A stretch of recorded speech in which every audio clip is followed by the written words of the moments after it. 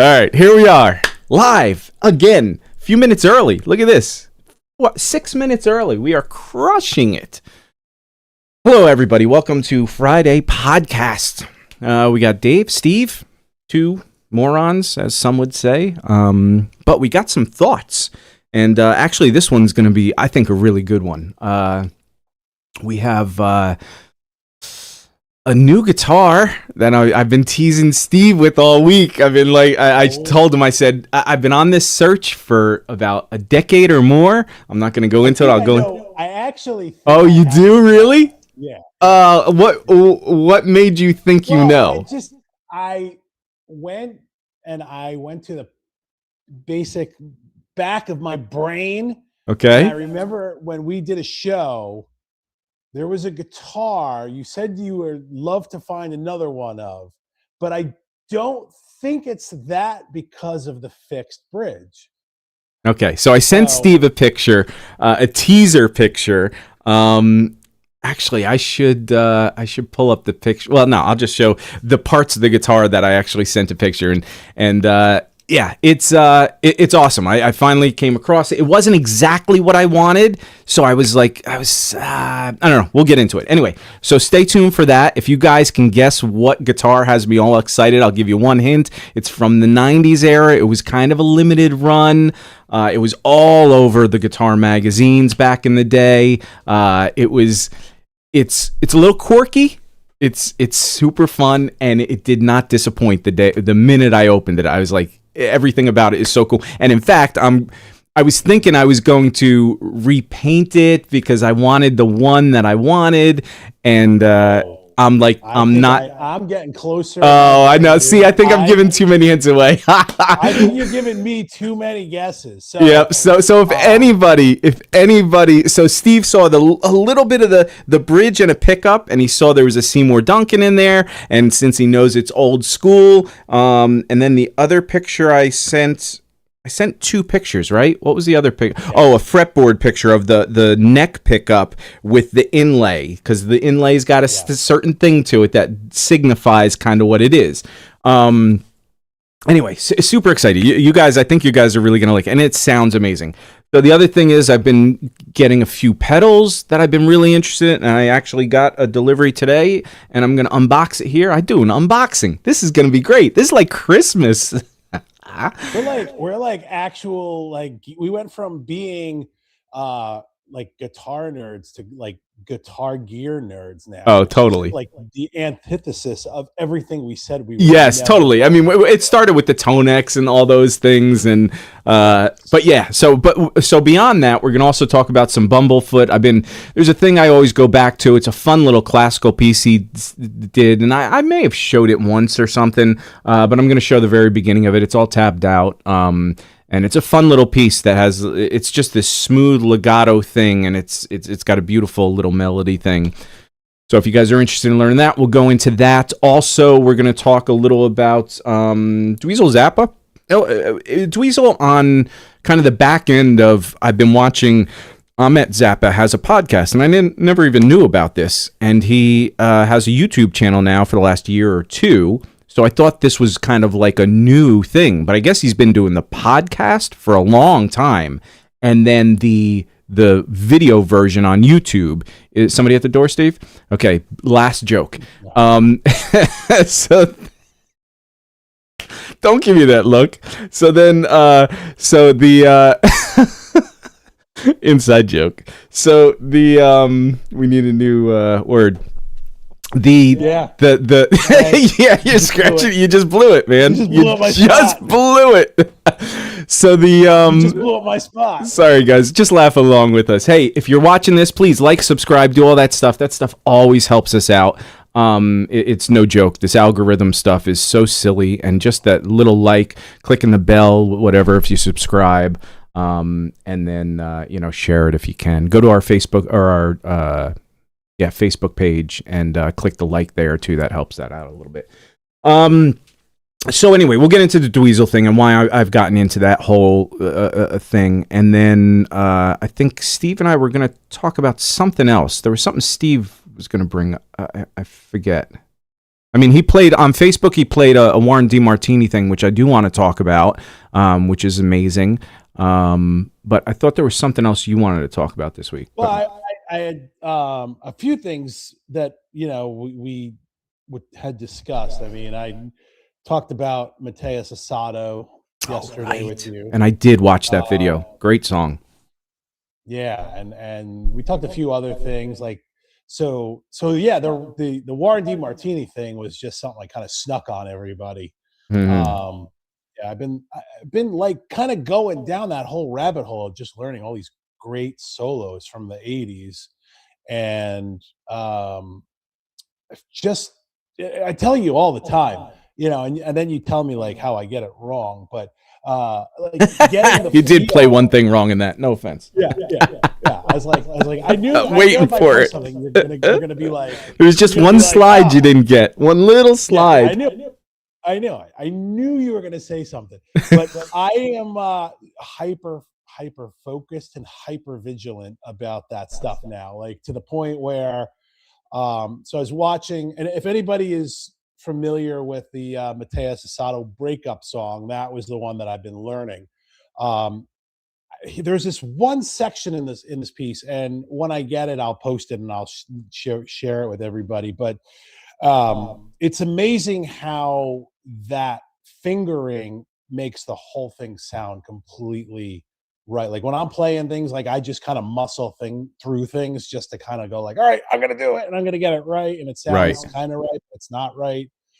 So I'm really trying to correct that kind of stuff to where it's actually all the nuances and all the feel and all that stuff. So and coinciding with your buddy Mr. Shane Terrio, he did a video the other day, or actually I think it was yesterday, about metronoming. And like that's the whole key, man. It's just slowing stuff down and really kind of going through everything with a fine-tooth comb and being so granular with everything. And that's the way to do it. Yeah. I mean, you never, and honestly, I don't think I'm ever going to be 100% precise with anything I do. It's just, and none of that matters. It's that goal to, like, it's funny now that I've gotten so deep into transcribing for years and years, I hear, like, so after you played that, I was listening to that solo and I started trying to learn it. And there's somebody had the video with the tab in it or whatever. And they again, here I go. I start off, they tabbed it not correct. And the only reason I know that is and it's not correct. It's just not the way Warren plays. He plays these slidey licks on the B and E string in a certain way instead of playing it the reverse where the B string is where he's sliding. So he's sliding on the E string most of the time. But then as the phrase goes on, the tab was going and there was one little part that the tab was a little messy at one section or whatever, but there was specifically not this one slide that he always, like, whenever he gets on one of those notes that he hangs on, a lot of times he's sliding into that. Right. So he uses that slide slur as this slick thing that attaches to the beginning of a note. And so, but what I'm saying is, and I didn't even really have to listen too hard to hear that. Like, it just kind of pops out. And while I'm watching the tab and I don't see that slide, like I see it playing, say, in the 7th fret on the G string instead of going down to the 3rd fret or whatever it is on the B string. Instead of slide, and I'm like, okay, well, there was that slide. It could be on the G string, but it's weird. He's playing these notes. He'd have to go all the way up here to slide down, so you could tell he's sliding on this.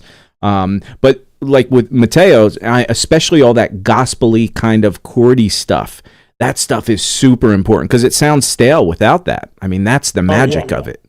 Yeah, it's really like crazy, like, because you could go and hit like an E on the 12th, like the 12th fret E, and then slide. He does like he'll hammer onto the 12th fret and then slide his pinky to like to the G, and then he'll go back to the E, and then this time he'll slide his index finger to like the F sharp instead of hammering on. And it's like, it's all little nuanced stuff, but you really do hear it when you kind of open it up. And like back in the day, pretty much when I wasn't having you ripping me apart on everything, I would just kind of go, screw it, I got it close enough. But then I'm I realized 213, buddy. Yeah, well, yeah, you're moving up to 212 tonight. I think I'm gonna put a message in. But no, it's good, dude. I think like you kicking my ass is helping me with that stuff because,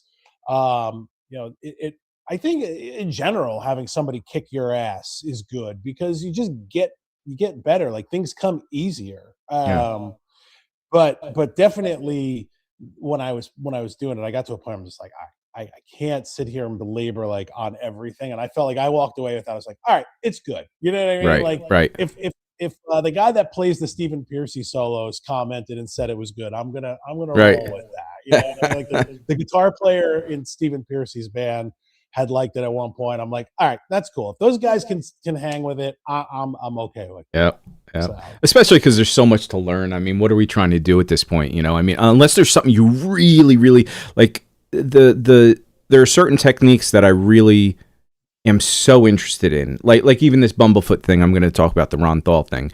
It's not something particularly I do. I don't like reaching over and tapping. Even the Eddie Van Halen stuff, and whenever I have to get into the tapping stuff, I'm like, here comes the tapping. I like using the pick and the fingers and this and that added extra. Yeah. It's just not my thing, but it's fun, especially when you have something rolling like this, and it's just one little tap. It's not a lot of things, and then he does this 2-finger tap up top that adds to it. It extends the line on one string, and I see why he does it, and it just works, and it's fun. It's just a nice melodic thing.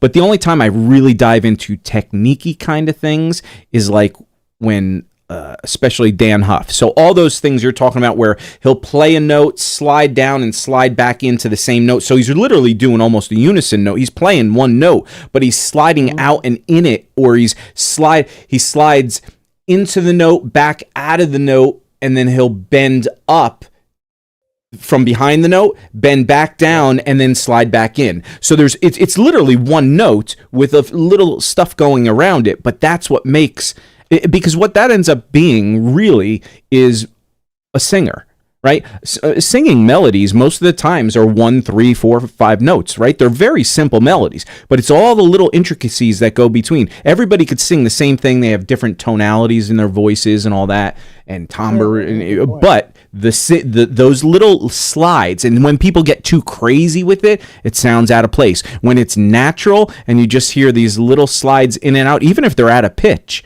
they just work when it's magic, Yeah.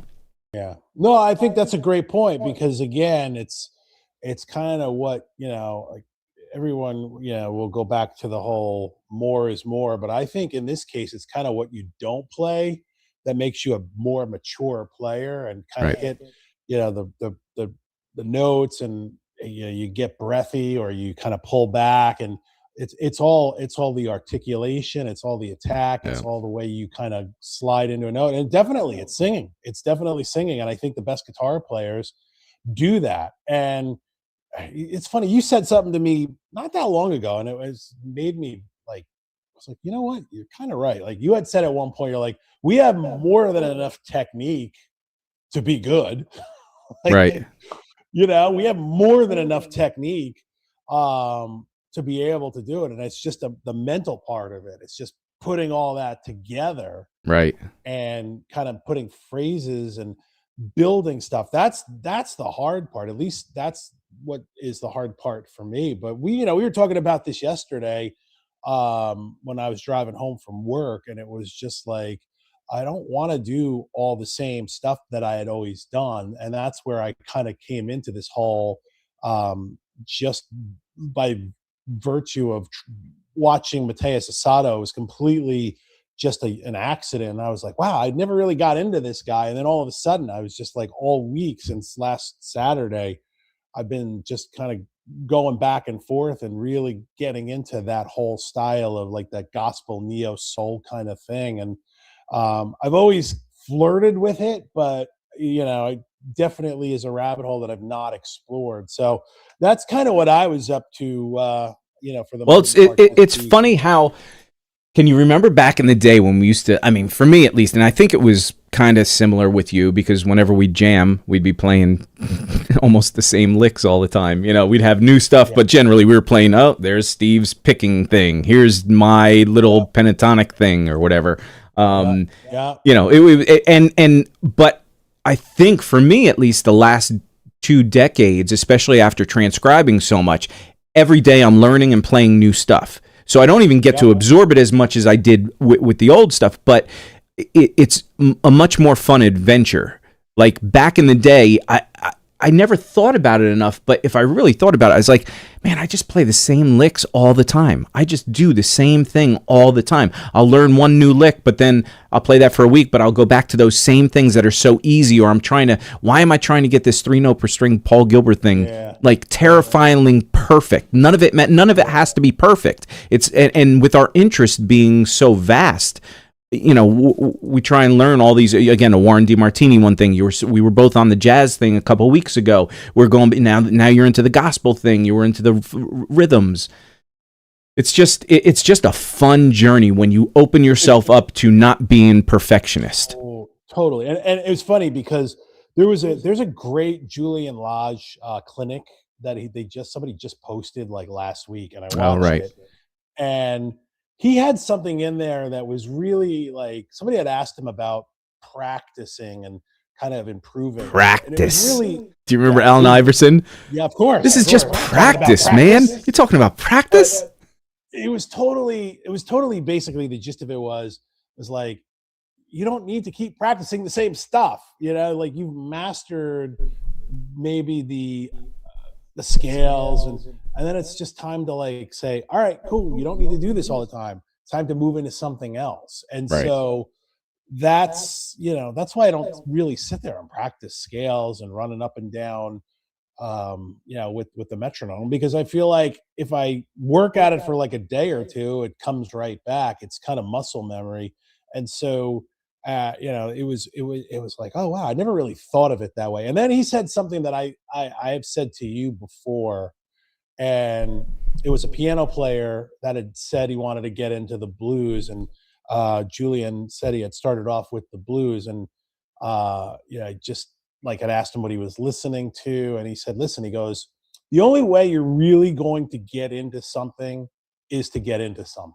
And it was like, by that, it means it's got to bite you. It's got to give you that love and that thing. And I know I've told you this where I've said, like, I can't really get into doing something, like I had this whole collection of all this different stuff, and I would just accumulate, whether it was books, whether it was records. I was like building this library, and I would never utilize the library. But now I have this great library of music and books and just DVDs and stuff. And now I go like, all right, cool. I'm glad I got this, because now I can kind of go back in and research. Like this whole last week too, I went back to my old GIT book, and there was this really cool Dan Gilbert chord set thing. And I hadn't looked at that, dude. It's since 1992 was the last time I looked at it. You know what I mean? Like, and then this whole week I was metronome, and I'm sitting there going like, wow, I'm doing something. And I had 30 plus years to look at it. Why didn't I do it? Because it bit me back in the butt. And so that's, I think what he said was just like, don't chase something that's not there. Yeah. Well, and it's funny because I'm manufacturing it. The same with you. I mean, I remember I was on a quarters collecting spree back after music school. I mean, it was, in fact, so this is the weird. So when I went to music school at Atlanta Institute of Music, it was relatively a small school. It had moved from place to place. It was in I think its third place. It was a bigger thing at this point. The performance room was a little bigger. Now they've moved into crime started setting in every time, and it got worse and worse in Atlanta, and they'd move further and further away from Atlanta. Now they're in a big place, I think. I haven't been back. I haven't seen it. But they're more of like an engineering school. I think that's what GIT has turned into too. They're more engineering than it is guitar and all that stuff. But anyway, long story short, I became friends with Steve Freeman, who was the head of the school, owner of the school, and they gave me. There's also another. Oh man, I can't believe I'm blanking on his name, because the the vice president, or the second in charge of the school. Oh God, he had a beard. Such a really good player, bluesy kind of player, and he had a beautiful wife. And younger, I think. Both of them. I mean, but that's enough of that. Man, I'm just fading off on that memory. But they gave me a key to the school, and so I worked at the library, and to pay off my tuition for, like, that was paying off part of my tuition. And so everybody would leave at, like, school would start around noon, 1 o'clock or so. You know, we'd all sleep in till that time. We'd get lunch. We'd go to school. And then we'd be in classes from 1, maybe 3, 4. That's when it really started, till about 8 o'clock at night. And then we'd have some performance classes, whatever. But everybody would leave, and 10 o'clock, 9, 10 o'clock. I would stay there with like 3, 4 of my roommates or buddies, and we'd just go through the video library, and we'd just all night long till 6 in the morning. And the joke was they'd be coming in, Steve and I forget his name, but he'd be coming in, and they'd open the door, unlock the door, and they'd see me in the library doing learning, whatever. And it was me and somebody else, or just me alone. And then I'd go home, go to sleep, and repeat. But what I do in the library is they ran out of so much printer ink and paper, because I just photocopied the whole library. Like every single thing, every piece of GIT material, every REH book, everything, all the VHS stuff. So then when I came to New Jersey and I was looking for you and the Craigslist or the want ads, and I was like, oh, I have things to trade, man. What do you have? And then you had a bunch of things to trade. And I was like, oh my God, we got some. But I was hoarding it. And long story short, the point of this is I had all that stuff for years. And I looked at some of it, but there was 80 to 90% of it that still to this day I haven't really looked at. I got True Fire stuff. I have Jam Track Central stuff. I haven't looked at half of it. Same. But you know, it's great to have it's a library, and that's how I look at it. Yeah. You know, but it's funny too, because Todd Duane, I don't know if you know that name. Oh my God. Yeah. He worked the library at MI when I was there. So I became friendly with him. I have a picture with him somewhere. But he would like literally just let me borrow, because he was fans of my teacher, Steve Ross. And so that's how I became friendly with him. And so basically he would just like go like, yeah, take this, make sure you bring it back tomorrow morning. And so I'd go home, and I had two VHS players, because you remember I had so many VHS players. Oh, totally. So my collection was basically like from, thanks to Todd Duane, I was borrowing, that stuff. But it's funny how that works, because now you think about it, you just go on YouTube, and it's like, oh, I want to watch this Joe Pass, Blue Lines video or something. But back in 1992, the only way you were getting that was if you knew somebody that had it, or you. Well, even now, there's still stuff. There's, even though it's everywhere, there's still things that, like the Shane he was in a band called Mr. Wizard, and we had some performance videos and audio tapes of them playing, and they're playing like Viv Woman, they're playing some Van Halen stuff, they're playing, jazz standards, The Chicken, all this kind of stuff, some of his original stuff, and he's rocking, like he's rock fusion jazz back then. It was amazing. And then there was and then the Jason Becker one that, when he played it. Everybody's seen that one. But there's another one, the audio tape of him playing at Bill Hart's condo before that clinic, that night before, and that's when he's playing, not only telling about the David Lee Roth stuff, telling about his possible diagnosis. He just got checked out. He was flying back to California. He didn't even know what it was. He just knew he was going numb on the right side or whatever it was. So that was just creepy and weird to hear. Like that was the moment in time when all this stuff was going down. David Lee Roth came up. He was about to record on the biggest tour, and then he got this. But his playing in that was amazing. They're just jamming, and they start doing some blues stuff, and he's just playing on a clean tone. And some of his playing on there, I've transcribed a ton of it, and that's not online. I don't even know if Jason has it. In fact, I should probably reach out and see if he does, because it's real fun moments, man. So I'm sure you have stuff in your thing that Oh, aren't I online. had a video. I had some Russ Parrish stuff that I had like. I still have some stuff somewhere in my place, but like there was some Russ Parrish stuff that I had that the bass player from that band was like, he's like, dude, where did you get this? And I don't remember, to be completely honest. I don't know if I Right. got it from Todd, if I got it from, like I Yeah. had there's one audio tape of Russ Parrish's band Bad Dog that I like loved, and I have a box of cassettes, and so there's like probably about like 60 or so cassettes, and I've gone through about like 20 of them, and it's not in there.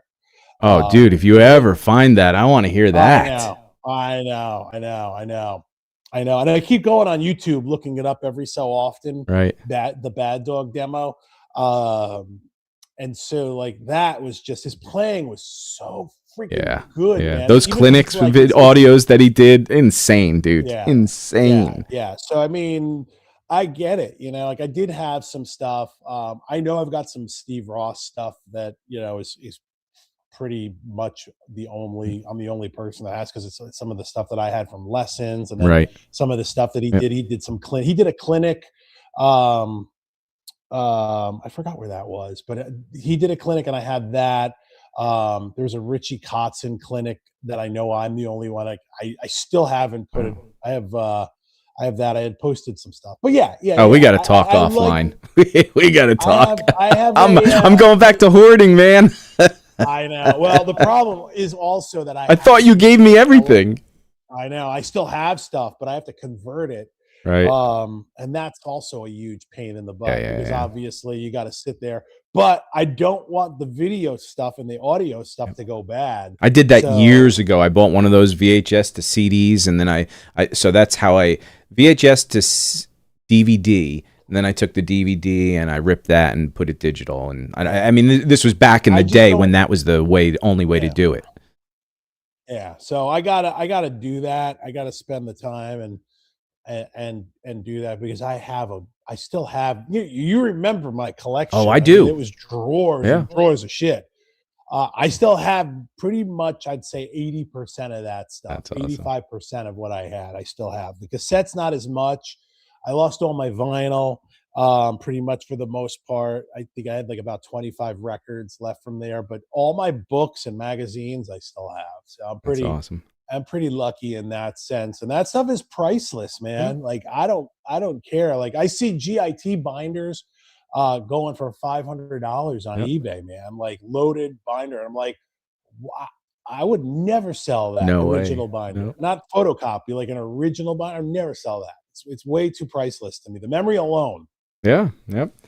Well, speaking about searching the web, let's go to one of our topics, and I want to get this out of the way because I'm so excited as it sits next to me. Let's talk about the guitar. So I'm gonna go with, and I know I'd mentioned this to you the other day. And I got to pour a drink while you're talking because I gotta. Go ahead. So I'll talk. You go get your drink. I got the drink on. So Dave's sent me a picture. It was the neck pickup, and it looks to be like the 24th fret, but it doesn't look to be a double. Like, so you have your fret markers, in the middle. This one has it, so it's got to be 24 fret guitar. It has the dot, but I don't see a dot on the bottom. So my first guess was it's an Ibanez. So let me see if I could show just the part that you're talking about. So you're talking about really okay, so be careful, dude. Yep. So let me see if I can. All right, where are the pickups? Oh, there they are. Okay, it's probably so. I showed him a pickup, but the more important thing that he's talking about was I showed the fretboard. Let me see if I can get this here. Showed a fretboard with a single, like it's got a red dot on it, basically, right? Yeah, I think now that I've just seen the body, I don't think it is what I think it is. Okay, what did you think it was? Well, first I thought it was an RG 7 was it 765, I think, is it, with the double So it's a 550, and then there's the other one, not the Okay. 565. I was thinking it was that, but then the bridge threw me off because I wouldn't see a soft tail. Mm-hmm. And then my other one was like again, the hardtail threw me off. I was thinking it might have been a Steinberger. Oh God. If I could have gotten that, and that doesn't have a hardtail, it has the only, like, so even those I need the trans trem, and not just the trans trem. Right. It needs to have the ability to change those positions. Otherwise, I don't want a Steinberger. You know, so and in fact, somebody came out with they're coming out with a trans trem system. I think it's out already. So I'm still on the hunt for that, for maybe getting I still want the original. I don't even though they have this new system. I don't know, whatever. Yeah. But yeah, go ahead. That's what my two guesses were. Okay. I don't know if anybody watching is, wants to gander a guess. Yep. Maybe you could throw in like a year just to kind of like add to the juiciness. Now I see a Duncan design pickup in there. Yep. So let me ask you this. Is that a replacement pickup, or is that the originals? And they're fantastic.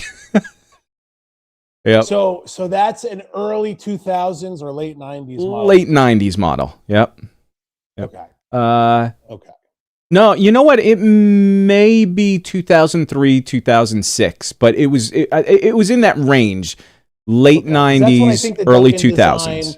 I thought those pickups were like in the late 90s, early 2000s. Yeah. Yep. So I had an Ibanez with them in there, and they were great. Yeah. I took them out. I still have the guitar.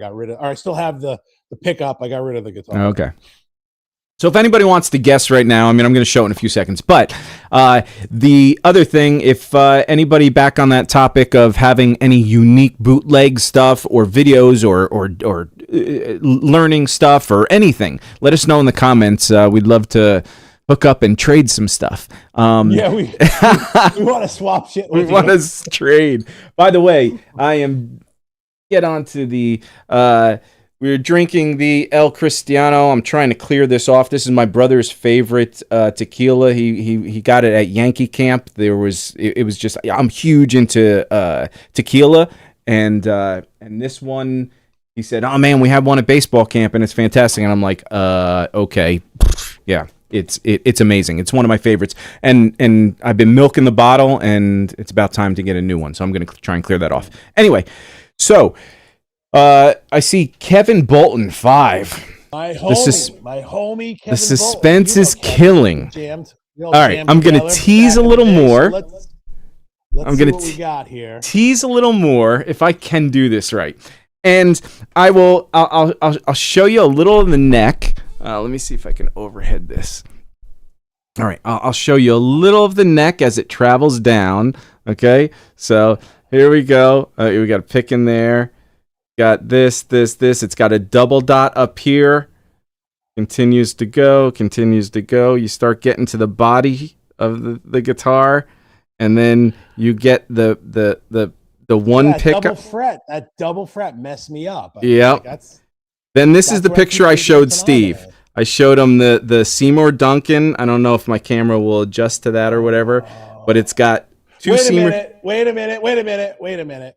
Is it a Carvin? Nope.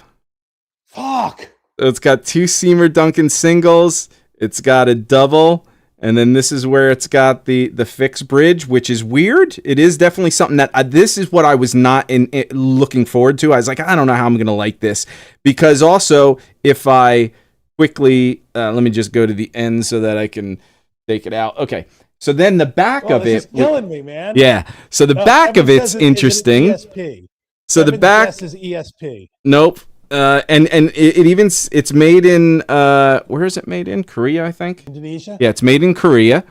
So as you go down, you got the neck there, whatever, blah blah blah. It's got a cool cutaway for the neck. The holes for it's a through body 6 string. So it doesn't have any, whatever. It's very very plain. Now, the neck, let me see if you could see from the back of the neck. As we travel down, it's got a weird headstock, and it's got 3x3 tuners, And even the 3x3s have a groove in it you can kind of see, which I may want to replace the 3x3. Okay, Kevin's saying ESP Charvel. Nope, both of those are wrong. It's got a weirdy. So now, if I show you the body should give it away. The headstock will definitely give it away, 100%. Because don't show me the headstock. Don't show me the headstock. No. So now the body, it kind of looks like an EVH guitar. It's slanted here a little. The body here slanted too. You got this. Why can't I get this? Can you not figure out what it is? Now, what I love about this, what really turned me on about these guitars back in the day, is I used to love the Racer X pink guitar and green one that had the really flat body. No, I'm totally lost. Okay, you're gonna know it. So it's got a 5-way switch. I thought there was a pull on most of these. There's a pull pot to split coil. I guess I don't know, but this doesn't. Funny enough, for some reason when I bought it, it didn't have the split coil, and I thought it only had a 3-way switch. For an hour, I was playing it as if it were a 3-way switch, and it's a 5-way. I'm like, what is going on? But everything, there's a little gap in the neck here, which sometimes would cause a problem. It doesn't. I mean, it's solid. Everything about this. So Kevin says, not a Wilshire. I've never even heard of Wilshire. Epiphone, Wilshire. Okay. So the funny thing about this is it only cost, back in the day, they were low cost guitars, and it's by a major guitar player. It was sponsored by a major guitar player. They ended up only doing, for a couple years, 4 or 5 years, a huge company was either bought out by them or they got combined, and they oversaw some of the QCing at that point. So the QC is really good on these things. And they're always been said as the underrated cheap guitar. Now, you would think these would go for crazy prices, and they go, I think they were like $400 to $700 back in the day. They go for about $800, $900 if you get the really cool colors. And if I told you what color it is, you'd know immediately. So is it a blue Saraceno thing? It is. Yes. So it's the Samick TV20. Okay. And it's got that weird headstock. And so I always wanted the plaid, and I also wanted a tremolo bar. And I also wanted the 2 humbuckers with the Floyd in it. But dude, I am telling you, I'll play this in a few seconds, whatever. This thing is just it's so. I'll play a few notes. Ari Pro. What is Ari Pro? I've never heard of that, man. Ari Pro. Really? You never? Huh. Lynch allegedly had endorsed Aria Pro. Oh, interesting. So Valley Arts is the one who they started doing the Samick guitars. Yep. Right. So it's just.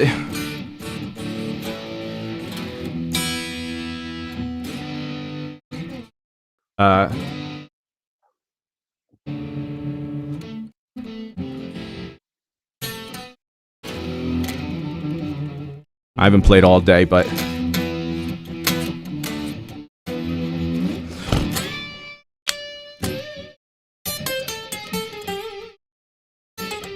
it has that little hollowy sound to it, like blues did, right?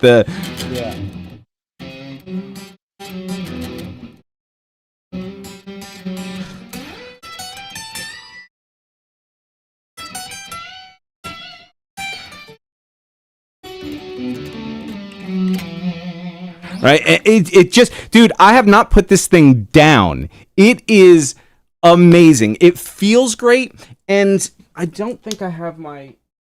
So compared to, I'll pull out an EVH. Compared to an EVH, it has that similar. It's kind of like a telly body, sort of. It's short. It's a shorter scale. The whole thing, especially with this shorter headstock, it all feels short scale. It's light. It just, these pickups right now, I'm going through that Butter Machine, the Vemoram, and into my Landau Clean Amp. So it's very, very touch sensitive. Kevin is saying that the sound keeps cutting out on his end. Kevin, is that his guitar? that's cutting Oh, out? because I didn't have my guitar in at all. So let me play a few things on the guitar real quick. Here's but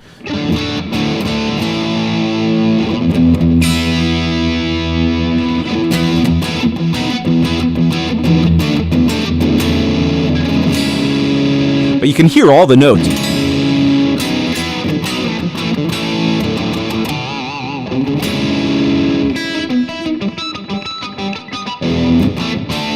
It's just beautiful.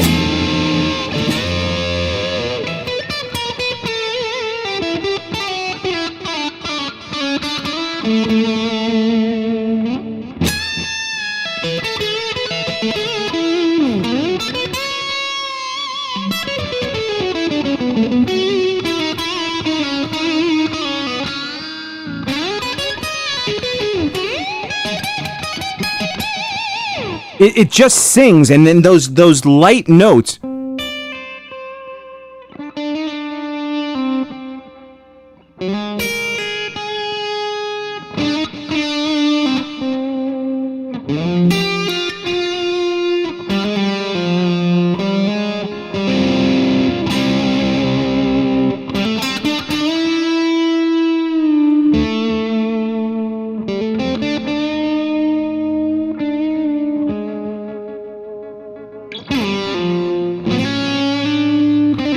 Whatever. It's awesome. It's so these pickups, they're so dynamic and touch sensitive, and then I threw it through the turn off my guitar. I threw it through the Tonex and with the more those amalgam things with the boogie tones, and they scream like this is more of a not clean tone, but it's broken up with those pedals or whatever. Yeah. And the dynamics are great, but man, through those kind of blues was onto something, man. I don't know why these things did not get picked up more. And you cannot find these anywhere. I've been looking for over a decade or more. I've been looking for the plaid ones. I saw and the funny thing is I saw this on Guitar Center, and it was for $450, and I go, man, that's a good price. No, it was $500 on sale for $450, and I was like, maybe I'll I'll call tomorrow, make an offer. And I said, you know what? They're just never up. So I went on and still can't find any. I found another one in North Carolina, the purple plaid, or no, it was the purple sickle. So they used to have colors, and it was burned out, like it was purple, but it was darker on the edges. They had a cream sickle. They had all these things. And they said they just sold it, actually, and I think they sold theirs for like $700. But they said the neck was it wasn't quarter sawn, so it was kind of warpy. But yeah, dude, I can't believe I found. And like I said, I was gonna sand this down. I was like, yeah, I'm not gonna like this. I'm gonna sand it down, and I'm gonna paint it plaid or something, or do some Eddie Van Halen, just tear it apart and do whatever I want with it. I was gonna put a Vega trim in here, maybe. Put a push-pull, Dan Huff, do the Dan Huff thing where maybe I get some different things going on. It just feels and plays great, but this is showing up as kind of a bright, hot red. It's really like a burgundy, like it's a darker red. Okay. It's awesome, dude. It's so awesome. So we have a couple comments. SS73, welcome. Is that the new guitar? Yes, that is Dave's new guitar. It is a Samick Blue Saraceno model. And Kevin is asking, what is the wood? I'm assuming is it alder? I think it is alder. Yeah, I'd have to find the specs. I haven't even these pickups. I don't know exactly. I know they were made specifically for Blue Saraceno for this guitar, so they're wound to. I mean, my guitar tech said something where 7K or whatever it is. I don't know all that talk, but he said they're really lightly wound, and that's what makes them so awesome. They're so, yeah. No, I think the lighter wound pickups for me tend to sound better for what I'm trying to accomplish. It's so funny too to think back in the day, you were like, I don't know what, if you were, I know Kevin, same as me, we were always chasing those higher gain kind of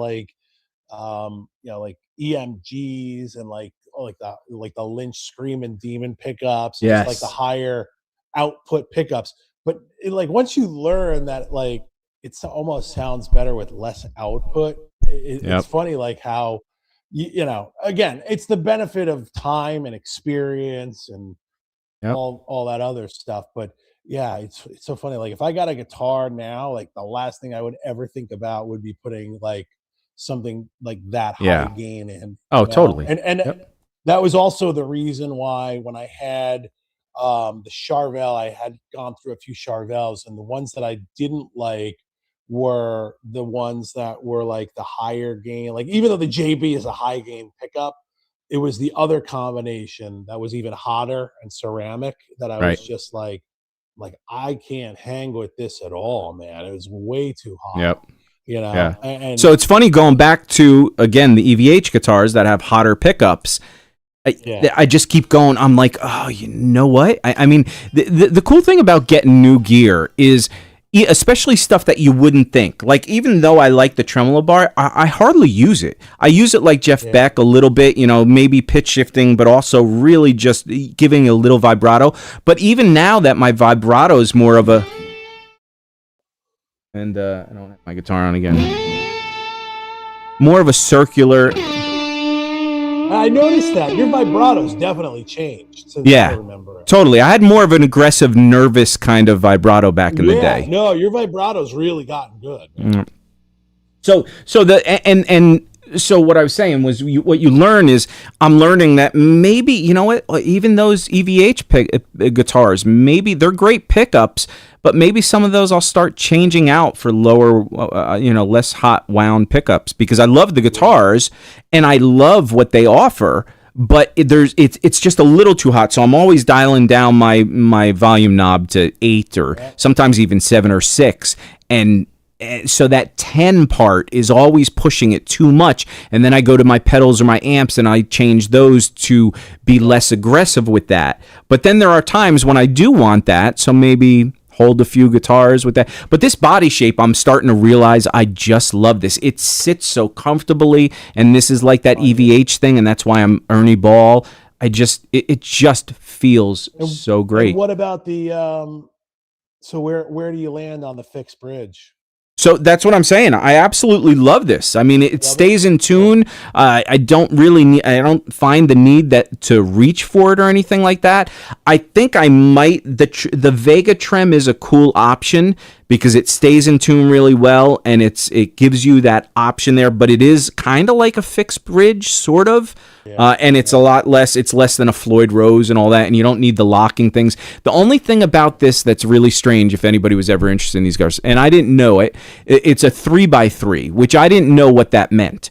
So what it is, it's 3 tuning this way, and when you would usually tune this way, these 3 tune backwards. So the strings wrapped around the other way. So the problem with that, in a weird way, is that when you bend the string, you're bending with the wind instead of against the wind. So the wind is actually going over top of this. If you can, over top of this string. So when you bend up, you're bending into where it's going over, as opposed to if it was going under and you're bending up and it's going against. This is pulling down and you're pulling up, right? Now, sometimes I bend down, so that would be against. A lot of times I'll do like so I'm bending down instead of what most people go, right? And then I'll do that one finger bend. So now I am bending against the wind. And it just makes it, you just really have to make sure you stretch these strings out a ton. But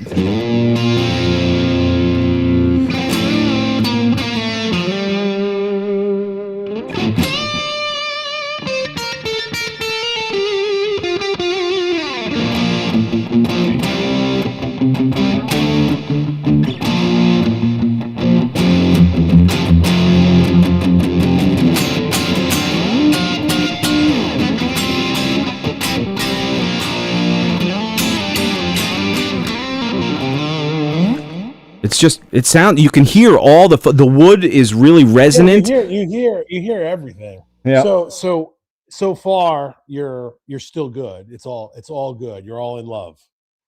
Oh, I don't even have to think twice about it. This is I think a forever guitar, especially for $450.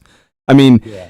so the EVHs too, their standards start around that area, 450, 600. Then it gets into the specials, which are around 6, 7, 900. Then you get into more of the made in Japans and stuff. Those get to 2,000. But there's also the specials can push up to 1,200, depending on the finishes and stuff. But their low end guitar was kind of the only low end guitars I've known.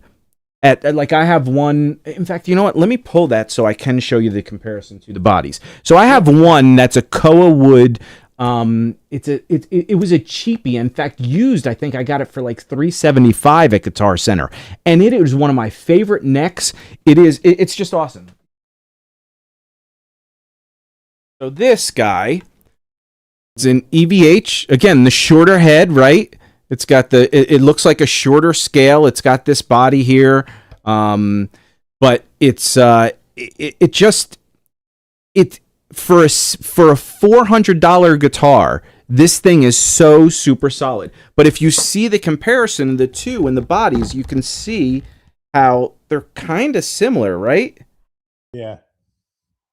I mean, besides the horn on this one, the body shapes it's a little more stratty on this guy, I guess, at the bottom. This reminds me more of the, like I said, that Racer X guitar. And was that an Ibanez, or were those parts guitars? They were originally Epiphone Wilshires, and then they modded them. Interesting. And then basically, from what I understand, they went to Ibanez and said, "Hey, can you create these?" And then they created them for them, but they couldn't. Ibanez wouldn't mass release them because they would get sued, because they were identical, and so they were just custom made for Bruce and Paul. Right. Interesting. But I always wanted one. I still yes, I do too. And that's what I was thinking of doing this. I was like, oh man, what if I turn this into the hot pink like Paul had? And I just don't want to ruin this. I absolutely even the same thing with the string through body or whatever. And I just think, you know what? I'm going to be on a search still for one of the plaid ones. Eventually I'll get one, I'm sure. But I couldn't be more excited. We should make a Temu guitar, one of those custom, like, make one in like China. You know what I mean? Like, have one of those so I thought Temu. I didn't. So you actually order? Like, you could specifically make an order from Temu? Could specifically order. Yeah. Oh, yeah. Really? But you're also gambling. Yeah, you're gambling that you're going to get it exactly the way. Right. It's right. But yeah, you could. Interesting. There's guys that have channels that do that. I've watched. Wow. Some of them like, there's one guy who has a channel, and he's done like, I think 6 or 7 of them, and I think he's like 4 and 2. You know what I mean? Right. He's done 4 that were like pretty awesome, and then 2 that were just like unplayable. Right. So that's funny. Well, it's also Firefly has like the bone. That's the other one. Yeah. And like they have them in now, and I'm so tempted.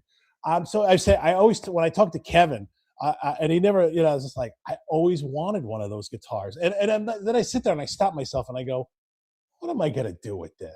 Right, exactly. What am I gonna do Well, that's what I felt with this too. I mean, again, when you're getting down to that $500 range, I'm like, if I don't have the plaid, and that was the whole thing I envisioned all this time, seeing those ads with blues with the plaid guitars. I even liked the Yamaha version of his plaid, the green one or whatever, but I didn't like the Yamaha. It was more like an Ibanez style with the larger horns. I love this quirkiness, like the weird.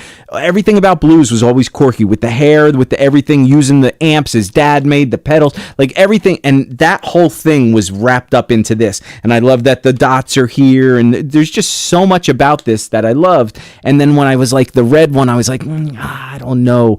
I could not be happier. The fact that the minute I unpacked it, first thing I do, I don't know about everybody else, I look down the neck, I make sure it's straight and everything. I play something, I pull back the neck, make sure it doesn't go way out of tune. This one has a little bit of stretch, but not too much. I mean, so I had an EVH one that when I would play, and I would actually pull the neck and have the body against my body, it would go out of tune.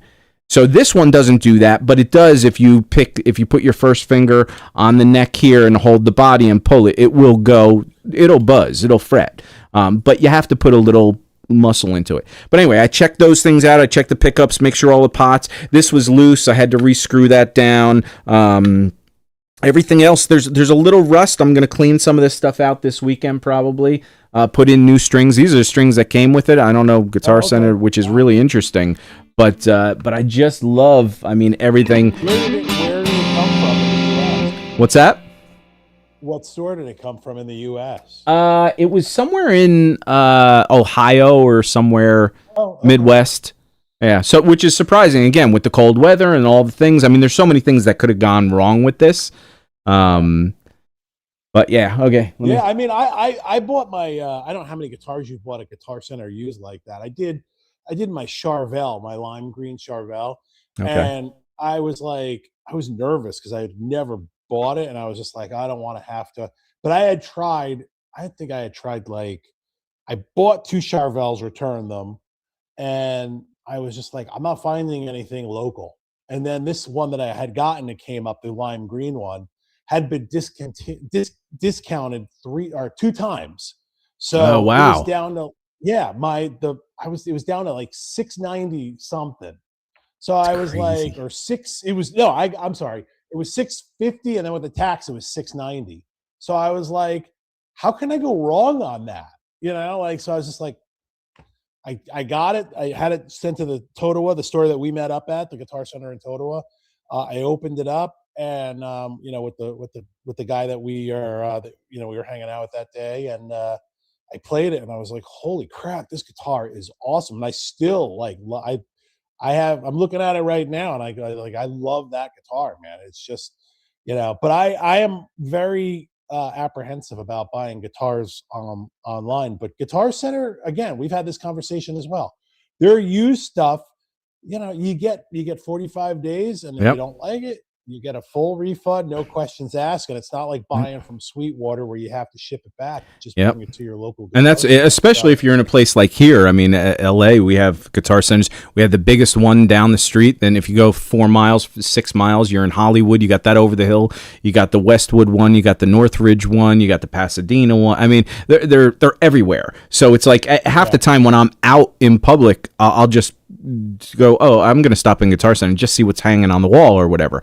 So the return policy is just insane. I mean, it's just, you can't go wrong with it. Like, in fact, did I show the Larry Carlton or no? I think I just had that for a day. So a week ago, you had sent me a picture of. Yeah. So when a week or two ago, I got the Vemoram pedal, the butter machine, and that was used. And when they were pulling the box, I went to their used wall, and they had a Larry Carlton Sire guitar, and it played great. It felt great. Everything about it was great. I didn't plug it in or anything, so I didn't know what the pickups offered, and it was a Telly, and it was great. And I bring it home, and I'm going, why would I want, I'm playing it and going, the pickups they don't sound Telly-ish.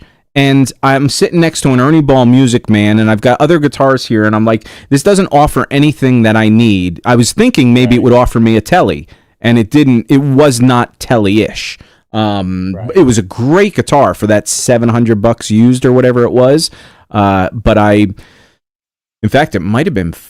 No, I think it was around $650 or something like that. But anyway, and I ended up, and it's the same. But the great thing is, you can just go in there, play it, drive down the street, return it, do whatever. It's almost, in fact, there was a point where I was like, you know what I should do is, especially the Guitar Center, which was 2 miles away, I was like, I should just go down the street and just borrow stuff every week and do a review on it, or and literally, I mean, I could have this whole YouTube channel of doing reviews. I said, nah. You just do a whole YouTube channel based on. I'm like, I'm not doing that.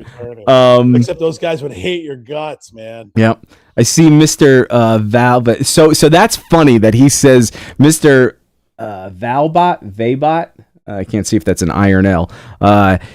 He says Vandenberg. Okay, that is so. The three guitars I've always had in my, well, maybe four, is this which is the Blue Saraceno Samick, but in the plaid. But I'm good with this. The Vandenberg, I had a pink Vandenberg back in the day. It was a horrible guitar. It played terrible, even not knowing much back then. It just didn't play well. And I knew other ones had played well. It just didn't. It was a very, very thin neck. The pickups were cheap. They were just terrible wound pickups. I never got a good. The original ones were bad, man. And they had the Kaler tremolos, I think. Yeah. I thought they were the coolest looking. Like they had so good with that little cutaway. I just thought they were awesome looking. And then they were also it looked, I mean, ridiculously small on me too. Yeah. Well, and then it had the fin, the headstock that finned up and had different shelf layers to it. Yeah. It was a well-designed guitar. And so they came out with a new one, and I was like, oh man, maybe I'll get the new ones. But they're going for stupid price, $3,000, $20,000. It's stupid. It's like ridiculous. And I don't know if you played one. I got to play one. It's pretty good. It's much better. Oh, I'm sure it's got to be better than it was, but I'm not spending $3,000 for that. No. And then the other one is a Carvin guitar, my old Jason Becker guitar, the blue one that I had way back when Jason just first got that guitar. I was like, I got to get one of those things, and I got it specced out exactly the way he did, and it was awesome. I had it for years. And then the Steinberger. Those are my... Do you have like a holy grail that you'd be after besides the Telly? Is there any like nostalgia something? Not particularly. Like it's more... Like again, it's just more of a childhood thing. Like the Lynch Bones and the Lynch Kamikaze. Oh, right. You know what I mean? But like that's just a stupid kid thing, right? Because I just like think, I don't care. I think Lynch is the coolest looking dude ever. Oh, for sure. The fact that he's so tan and he's still alive. He's just cool looking. You know what I mean? Like I just was like I thought that was the greatest thing ever when I was a kid. But again, I don't really, when I was a kid, my dad got me the 550 because I wanted a gem. Right. And that satiated the hunger of wanting a gem for the most part. Like I never chased after the gem because I was like, all right, the 550 is pretty much a gem with no monkey grip. I mean, it's, I played gems. They are definitely better guitars, but not by much. Yeah. Yep. So I see Kevin Bolton said medium output Alnico 5s for him.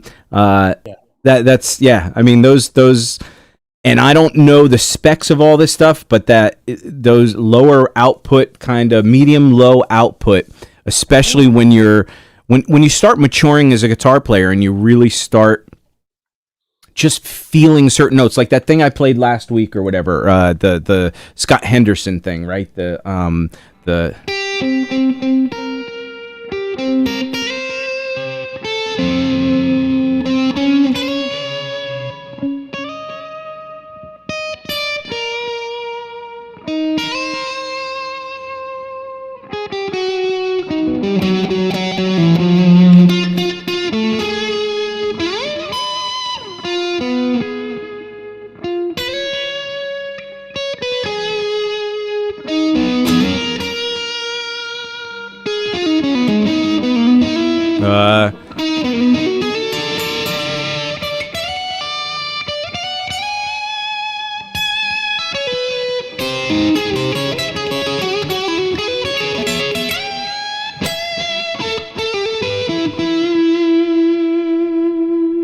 just having lower pickups. I forget what I played last week for that little thing, but the pickups were hotter. Maybe I was using the Ernie Ball or something. They were a little. Dynamics are better. This is like definitely touch sensitive. Yep. That's for sure. Yep, Kevin nailed it on that. Yep. I mean, I think that's what you get to like as you, it's so funny, man. Yeah, like I will every now and then go back to like tapes of us jamming at my mom's house, and I just can't listen to it for more than 30 seconds No, without because it was just it turned on. Literally, I think we plugged into the amp, made sure the volume was up, and there was enough gain. I didn't adjust any of the trebles, gain and delay, and then like it was just try to cut heads, but like everything was just there's no touch sensitivity. There was no, and it was go. It was go. It was jam on some kind of rock, and it was 100% start. Here's my fastest riff now, and then we'll go to more faster riffs. Yeah, it's so funny. Like again, that's a byproduct of just I think youthful exuberance and competitive kind of thing. But it's weird because we were all doing it. You know what I mean? Like you, me. I remember Kevin did it. I remember Nat Janoff was blowing like these crazy Sean Lane licks, and so we'd all be jamming and we'd just all be trying to like kick each other's butts, but like it just was a hodgepodge of realistically, it was a hodgepodge of noise, and it was literal guitar gymnastics. It was just playing. This is after we went to music school. Right. Oh, we didn't learn anything from music school. We just learned licks. Yes. Well, it's weird. It took a lot of listening to music because I think the one thing that you could say is like listening and feeling music are two different things. Where like you listen to something and it just is like kind of it kind of comes in one ear and out the other, but like when you really feel it and you go like, oh, I totally get it. Like once that like light bulb comes on in your head and you sit there and you go like, oh, and it opens the whole. Oh well, at music school, I remember them telling us that they were like, it's a year intensive course. They're just don't worry about any of this. Just grab it. Try and absorb the concepts. Blah blah blah. You'll sort it out later. Right now, you're just doing. You're excited for the next week. You learn a new thing that maybe you were never introduced to. Some fusion thing or something that you're like, oh my God, I never even knew that existed. What is, you're just learning all this stuff. Your ears are being opened up to different things. And then, but it was funny because there was always, we had the guy from the Bee Gees came. It's almost like, I think it was famous GIT had George Lynch go to the school, and he sat in the class and everybody was playing their George Lynch licks while they're right around him or whatever. So he didn't last very long, I don't think. But we had similar, not that kind of thing. But the guitar player for the Bee Gees, he came there for 1 quarter, so 3 months or so. And super nice guy, but very rhythmic, very soulful, played very clean bluesy rhythms. And here we are doing all this crazy stupid stuff, arpeggios and string skipping, and I remember seeing him and not being super impressed because I'm like cuz yeah, you would be like, I was like, oh, that guy sucks, man. He plays slow. And here this guy's got millions of dollars. Meanwhile, that guy like has a house in Malibu. Oh, dude, the things I could have learned from him, like the journey of a musician, understanding. Yes. I didn't care about any of that. I was like, oh man, can't you play this lick? Not at all, dude. And then we had one kid that was in our class that started going down that route. Like he wasn't the greatest player, but he was kind of like a hippie-ish guy, and he was just funny. He always had his guitar gig bag hanging off. It was all ripped and tattered, and he had this old Strat that wasn't anything great, but it was just, but he would play, we'd be doing all this Racer X stuff. And he'd be doing some Hendrix. So his performance class one time, it was and the coolest thing, he just didn't care. Like, he had that personality already. He was like, I'm in my own world, dude. You guys exist out there. And he had, I think it was his graduation. You get to you perform a few songs at your graduation. And he did a Jimi Hendrix thing with a wah pedal and just feedback and fuzz. And it was to my ears, it was no music. It was just noise and feedback and wah stuff. And then when I look back at it now, because he was in my class and I have it on videotape, when I was transferring the tape like we talked about, I watched it. I'm like, this is brilliant. I mean, it's so different from what everybody else was doing. And he was trying to access the music. I don't care about licks. I don't care, but he was just playing, man. Yeah. I don't know how you like there's guys that just have that kind of inherently, and then I think it's just, you have to wake up to it one day and just kind of Yep. develop that. But I don't know, man. It was fun. It's fun. Like for me, I kind of started waking up when I had joined that one band that I was in the late 90s. And they're like, dude, what are you doing, man? Like you can't be playing this stuff, and Right. it took them kind of yelling at me to like go like, all right, Yep. what am I doing? Like there was still too much of that. Yep. And you back off. So let's see, what do we got here? We got some comments here. Well, real quick, did you ever hear the George Lynch story where he played? It's on YouTube. He played with a cover band. Did you hear about this?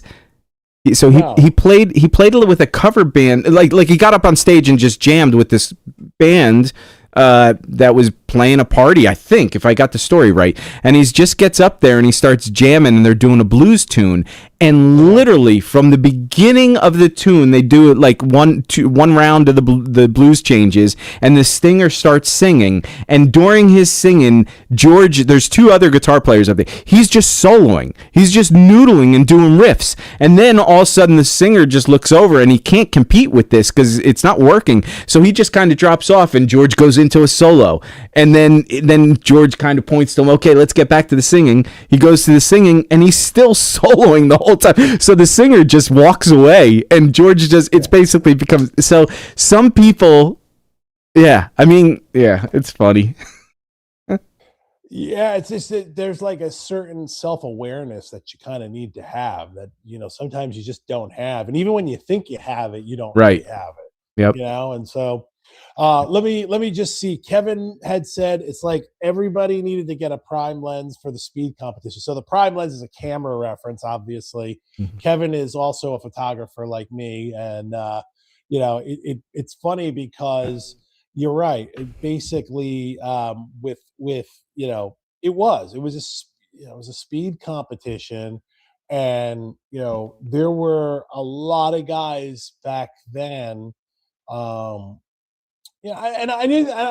excluding our group of friends because we really weren't trying to show each other up. I think we were just excited. You know what I mean? Like Yeah. we were just excited to hang out, and I know. I think we were ignorant.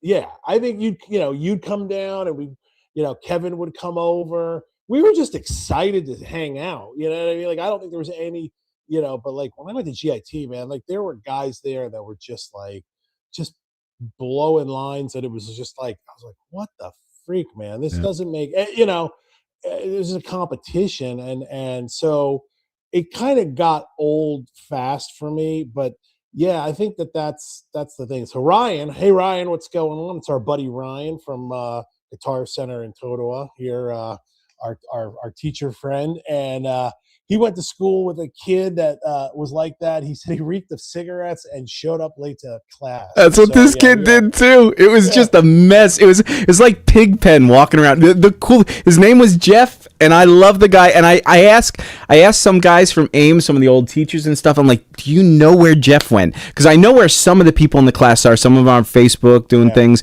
but not really. A lot of them still play guitar, but they don't really do it like that. But Jeff just disappeared, and I could see him down in like New Orleans. Just, I mean, he's a legend in his hometown or something. Yeah. Well, it's funny because you would get those guys, and that's really what music school was, because it was like the big fish in the small pond. Yep. Yeah, and so I was talking to it's funny. I was chatting with my roommate this past week, and we're still friends, and we chat. We'll get on and chat every so often. And like there was a couple of guys. So my roommate was a little older than me. And so I was under 21 or 21 when I went to GIT. So I wasn't going to clubs. I wasn't doing really anything except like I'd walk Hollywood Boulevard and just kind of take in the scenery and stuff. But yeah, my roommate Charlie, he was going out. He was still going to school during the day, but he had a couple of friends that like shouldn't have gone to GIT. You know what I mean? Like they just, I don't know why they went. You know what I mean? Like they should have just bought a bus trip to Hollywood and used that money to like just party and right. But there was this one guy. He had a van. And he was like this he was a total like rock and roll cliche, total like, so basically the end of the story, like my friend Charlie goes, he's like, there's no way that dude made it. There's no way that dude is alive in 2026. Like, he partied so hard. That's funny. So there was a lot of that too, where like the guys that would come out and like they would spend that year just kind of partying, where I was just like, man, like I didn't want to waste a second. That's why I'm glad I didn't come out here, because I would have definitely, it would have been such an eye-opening thing. I would have gotten lost in the world. I know I would have. Yeah. I don't have an addictive personality, and it's not like that. It's just, I just know I would have had so much, like even now, I mean, that's part of my ADD. I mean, even when I'm working, I'm focused. I love the work that I do when I do this stuff that I do on this, on the others outside of guitar.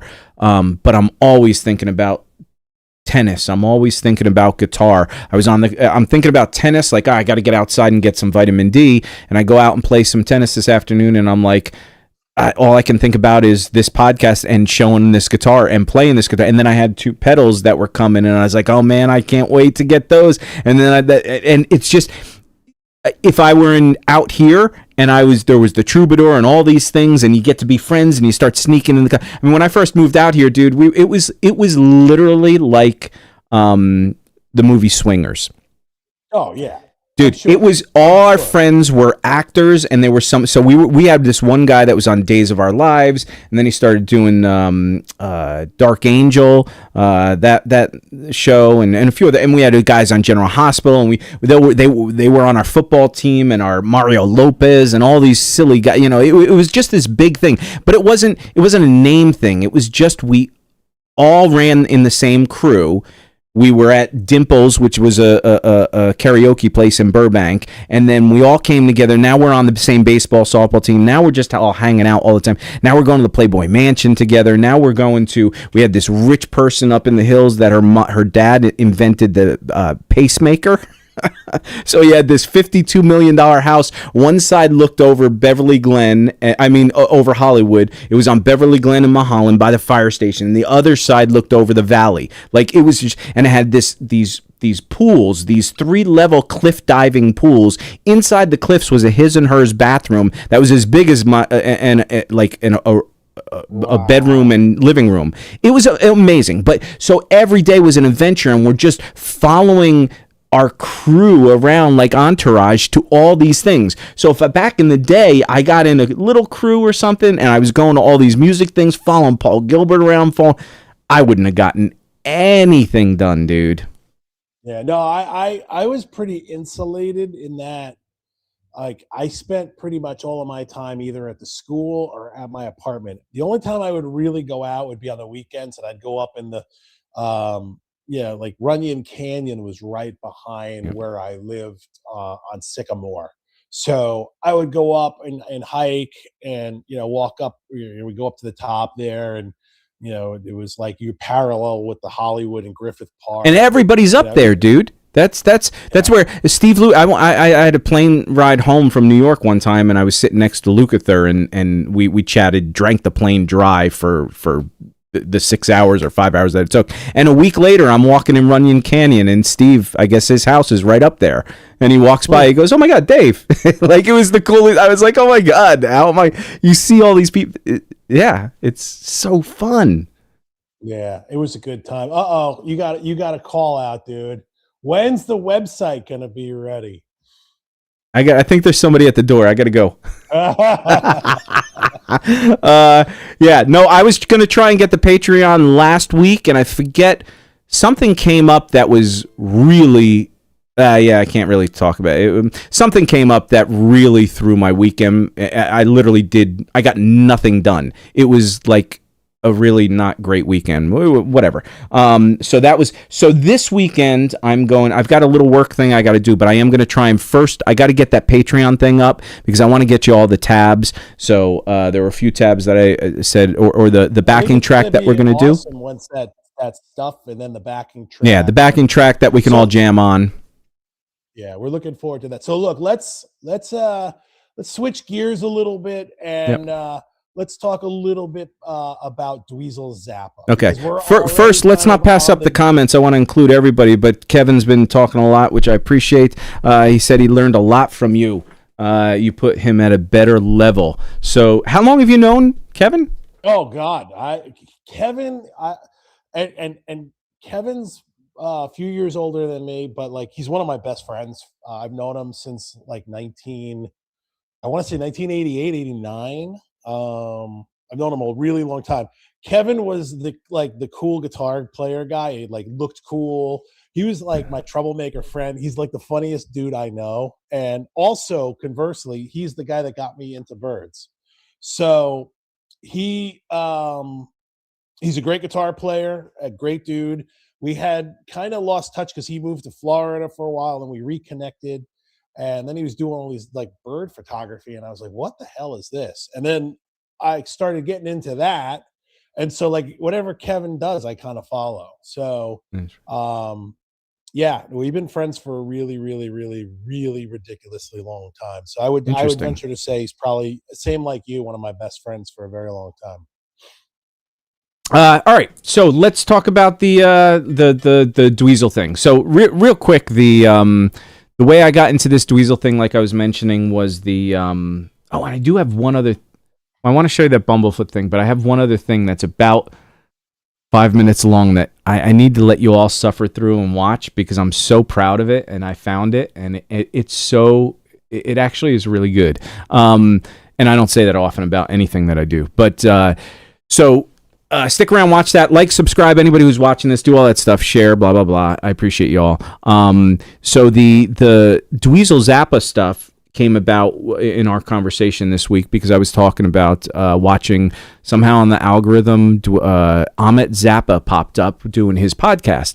And I didn't know that he's been doing it for a long time as a podcast. Now he's doing a YouTube thing. If anybody's interested, it's just amazing storytelling because he knows everybody. He knows the family knew everybody, and not just musicians, but like so he had Soleil Moon Frye on one of the episodes, and she was Punky Brewster, if anybody remembers way back in the day. And so Soleil lived in Burbank, and that's where I lived, and my whole crew, that whole crew I was just talking about or whatever. And she, during the late 90s or so, used to work at a bar in Burbank. She was a bartender, and this is Punky Brewster. Like, this is, and so we became really good friends with her. And of course, Mario knew her and, all these guys or whatever. So it was just so much fun being in this little world. But then to hear her stories, and it was a fun little, and then that's what got me onto, I wonder who else he's interviewing. And then he had his Moon Zappa was on, Diva Zappa was on, and the Moon Zappa stuff was in multi-parts, and it's really fun. I love that, what was that song, Valley Girl? Valley Girl, yeah. Oh, dude, and it had guitar stuff in it, and she was a good, fun singer, and everything about it was 80s awesomeness. And so listen, she wrote a book. If anybody's interested, it's I want to get the book. It's really just to hear the tales of, they went through a lot of struggles with Frank, and it was like kind of like an absent father, but Frank was doing music. I mean, it was all about that and everything. And his mom, they said, was a narcissist, and so they had all this drama, but they also had all this fun. So the storytelling is amazing, and they have people call in all the time. And I'm thinking, who they say, who's calling, where are you from, and what are you drinking? And that's the whole thing all the time. And maybe that's part of the name of the podcast. I think Steve mentioned, or somebody mentioned, that it was something to do with no drink or something. I forgot what the name of the 2 drink limit. Was. I don't know. But anyway, so they get into these calls, and the calls always tend to be people they know and that are famous, like actors or whatever it is. And it's just fun storytelling with no ego. And I always liked Amit. Like when I liked Dweezil's stuff when he came out. That's how I didn't really listen to a lot of Zappa back in the day, but I did respect some of his stuff, and it was always pushed on you by the more heavier, more musical people. Like, oh, you got to listen to some Zappa. It's so sophisticated and so this. And I'm like, I don't know, whatever. I sound almost like the Grateful Dead. I wasn't into that until Jimmy Herring got into that. And then I was like, oh my God, this stuff is really actually amazing. So the Frank stuff, there's just so many storytelling things. So back to the Dweezil thing, he doesn't talk much about that. And I was saying to Steve, I remember there was one thing that happened a while ago where I guess Dweezil wanted to play the Zappa after Frank had passed. He wanted to play the Library of Music, but didn't want to pay royalties, which he had to pay to the whole family estate or something. Yeah. And it was just this weird thing. And I guess they don't really, and in one of the podcasts, they did mention Dweezil for a second or whatever. And they're like, man, I love what he's doing. I hope whatever and whatever. And Amit kind of got a little agitated, but understandably. Like the way, even what he was saying, it was understandable. And it was like a playful agitation. Like, man, I just want my brother back. And he kind of said, I play. We had such a good thing going on. It was so fun. And I wasn't a big Amit Zappa, but now I love the guy. I think he's so entertainingly awesome. And like I was telling Steve, he's like the David Lee Roth of Van Halen. You have the musicians, but then you have Amit, who's a musician, but he brings the party to the band. Right. So I don't know. That's my spiel. Well, which is like Kevin had just wrote like that. Dweezil's first album was I Want a Yacht.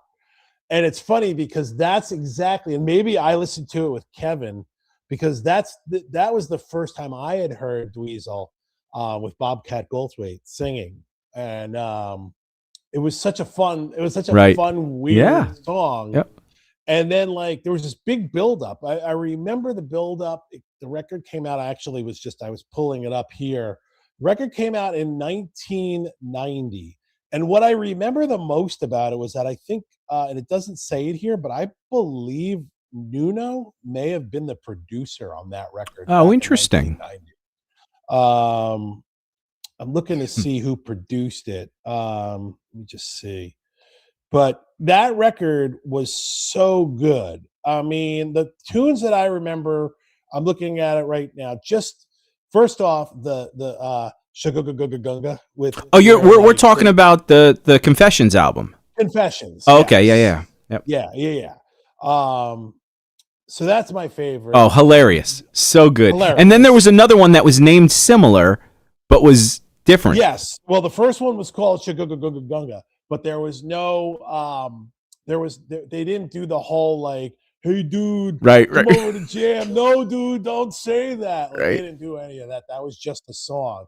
The Return of Shugga was where they do that part. Right. Like, do like, hey man, that sounds like Joe Perry, and so that's such a great. Oh, if anybody has not listened to Dweezil Zappa Confessions album, do it tonight and this weekend. You will have so much fun with it because it's such great guitar player, and there's everybody's on it from Zakk Wylde to Warren DeMartini to everybody. It is amazing music and songs. Zakk Wylde, DeMartini, Donny Osmond, Gary Sharon, and Nuno. Yep. And they covered this "Staying Alive," which was great. Amazing. The Beatles, "Anytime at All," which is great. My favorite song is "Vanity." That's my Vanity. Yeah. I maybe Tonight is great. Gotta Get Close to You is so good. Like the whole record. And the guitar tone's good and fun. Yes. Yeah. No question. So the whole thing too with Dweezil was I really felt like he was making strides, to kind of be like the alternative. Like, he was kind of in the Blue Saraceno camp, where he wasn't like a shredder guy. He was more like tunes, because then the second record that he had out after that was the one that he did with Ahmet, which what the heck was the name of that record again? Oh crap! I can't remember. Yeah, I just saw it today actually too, with the two of them, their faces on the album cover. Yeah, The horn, shampoo horn. Yep. Shampoo horn. Which I didn't. Which I was is so another- looking forward to that when that came out, and I don't think I listened to it more than twice. Really? Yeah. It's such a good record. Was it really? Okay, I got to go back and listen to that. Yeah.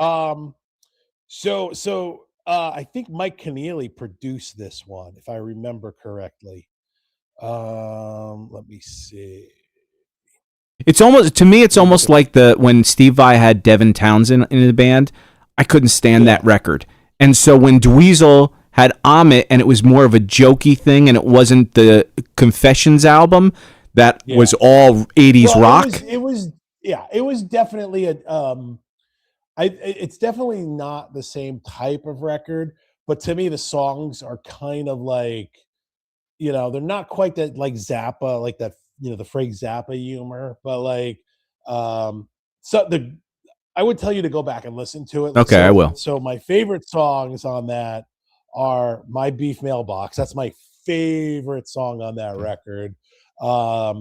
Did I mention it was huge, and Loser? Those are the three best songs that are on that record. I just love their humor. I want to be part of the Zappa family.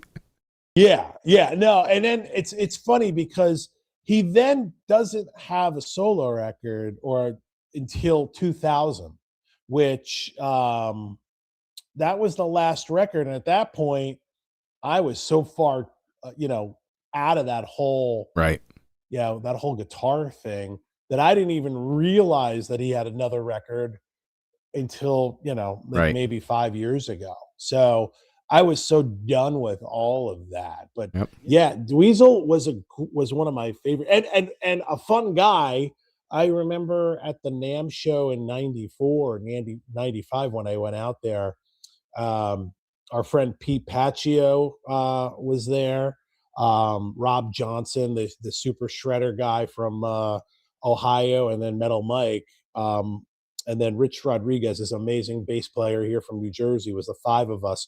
We were all hanging out, and Dweezil's there, and Pete somehow knew Dweezil, so we're like walking the NAMM show, and we're like with Dweezil Zappa, and I'm just like, this is so weird. Like, how are we in this whole little group where Dweezil's in our group hanging out with us? And he was such a cool guy, man. And I just remember thinking again, like that NAMM show, I told you this, that NAMM show was magical for me. Like, I met Sean Lane, I'm having a conversation with Sean Lane and just other people, and I'm like, oh, it was Mike Keneally I was talking to, and I'm just like, this is great, I belong in this group. Well, that's the funny thing. Me and Steve were talking about somebody's moving out here. I don't know if they want people to know or whatever, but there's somebody moving out here that we know, that a lot of people know, and it might be moving to America from a different whatever. And it was funny because I was thinking, LA's such a different place now, and there's, like, even back then, I mean, with all that, I can name drop a million people, and I love doing it because it was so fun. It's not because, oh my God, I knew this person or hung out with this person. It's literally because I love the stories we had. I mean, it was from Kevin Spacey to just all, like, crazy people. I have stories of De Niro. I was sitting behind De Niro in a movie thing or whatever, and we were screaming in his ear. Me and my other buddy from I think he was from where he was from, in Elizabeth, maybe in New Jersey, but he had moved out here, and we became friends, and we're on the set of this movie, the Fan, with Robert De Niro, and we stole. That movie was great. Oh, dude, and we at this point we were just doing extra work. We had just gotten out here, so we're doing extra work, and we're getting a little extra cash. And my roommate at the time, who I'd moved, he's like, dude, just do some extra work because you'll get a ton of work because whatever. So you'll get a ton of work. And you won't get paid great or anything, but you get free food, and you get to learn, because back then we didn't have cell phones with GPS, so we had Thomas guides, and we had to learn. And Los Angeles is so spread out and vast that you turn the page, you go, okay, I have to get here to here for an audition or whatever, and you're like, okay, then I got to turn the page, okay, that continue, this street, and so in order to learn to get around LA, the easiest thing was to get these extra gigs, and now you're working, you're meeting people, you're getting a friend group or whatever. And so we're on this movie, The Fan, and we got there immediately. We sign in, and we're like, most of the times we signed in and we went to a movie theater and watched a movie, came back, signed out, said, oh yeah, we were there or whatever. But this one time in The Fan, we went to 7-Eleven and we got those big gulps, poured them out, put booze in it, and we go in there and we're sitting there for 2 minutes, and it's a small crowd. It's in a stadium. It's in a baseball stadium. Maybe it was Anaheim. And I remember that scene. Yeah. Yep. And he's yelling, Bobby, and so we're sitting right behind. Well, the funny thing is, we weren't sitting right behind him. We stole a golf cart and drove all the way to the other side of the thing. And the golf cart was for the PAs to drive the actors or do whatever. So we drive to the other side of the stadium, and 2 idiots are sitting all the way across the stadium in left field, and then we're just sitting up there drinking, and every time we're just going like this. And so a PA comes by and goes, what are you guys doing up here? He goes, are you supposed to be in here? And I go, yeah, we're extras. And he goes, what are you doing up here? Oh, we were taking a break. And the whole time we're doing this, and you got to know, we're not that thirsty. Right. So then he goes, come with us. So we go, and I don't know why, but he sat us, I mean, at the time, we both looked kind of, people are out here in California, or wherever they're from, Midwest, and we were definitely looking more East Coasty kind of thing. So we sit behind Robert. He sits us down in front of the stand-in of Robert De Niro, and he's doing the thing, setting up the lighting, doing all that stuff. He gets out. Robert De Niro gets out. He comes in, the most professional thing I've ever seen. And this is, he's still in his late 50s. He's not old, but you just don't realize. And he literally gets in the chair. He walks down the aisle and he sits like this. He goes, oh. And I'm like, what? And getting up, he did the same thing. I'm like, oh my God, this guy is way older than I thought he was. And so the scene starts and he does 2 takes and he's out. But he does the first take, and then after that, and we're behind him, and again, we're literally right behind, and we're like, Bobby, because not De Niro, but the character in the movie was Bobby. And he goes, and we're like screaming, Bobby, and De Niro literally he just turns around and he does that thing where he does the corner of his face kind of thing, and he goes, where the fuck are you guys from? And so he started, and we're like, what are you talking about? And he goes, you guys have the heaviest, stupidest accents. And I said, oh, well, I was from Vernon. He goes, oh, I used to go skiing up there, and the Playboy Club was up there. And I'm like, what? Robert De Niro used to be in our town? This is crazy. Hysterical. Dude, it was LA was so much fun. But that's why I'm saying, the person who's moving out here, those things, I'm just not in that world, of course, but I don't think they happen like they do. We used to have, like in Swingers, there was the Derby, where the big band played, Big Bad Voodoo Daddy. We used to go down there, and it was what was in the movie. We'd go through the back door, we'd do the same thing, because we knew somebody there, and we're the big band. It was this amazing Big Bad Voodoo Daddy. I think they're still on YouTube. Great jazz, old school playing, and it was a vibe, it was a thing. And I just think it's changed. So, you coming out here at GIT during those years, and me experiencing that when I first came out here with the way we did, I don't know. I think it's different, man. It's a different. Kevin wrote, Earl Slick bumped into Earl Slick in Venice. So that's what I mean. You just don't know. You can, you don't know. Yeah. There's been, just go out, and it's a small world, but especially in LA, it's you could go anywhere and see anybody, especially because they live out there. But it's interesting. So kind of getting back on track. I'm so sorry I kicked it off into because I have to OCD. I have to un-OCD you here. I know I have so much in here. There's so much stuff. I got so many stories. I'm telling you, for a decade of being out here, I gotta reel you in, dude. And I do see Kevin wrote. He said Warren's solo album. Warren DeMartini had a solo album? Yes. No. Yes. It's a it's not what you think it is. Let's put it that way. It's not. It's like he plays banjo on it. Get out of here. Yeah. Or not banjo, dobro. No.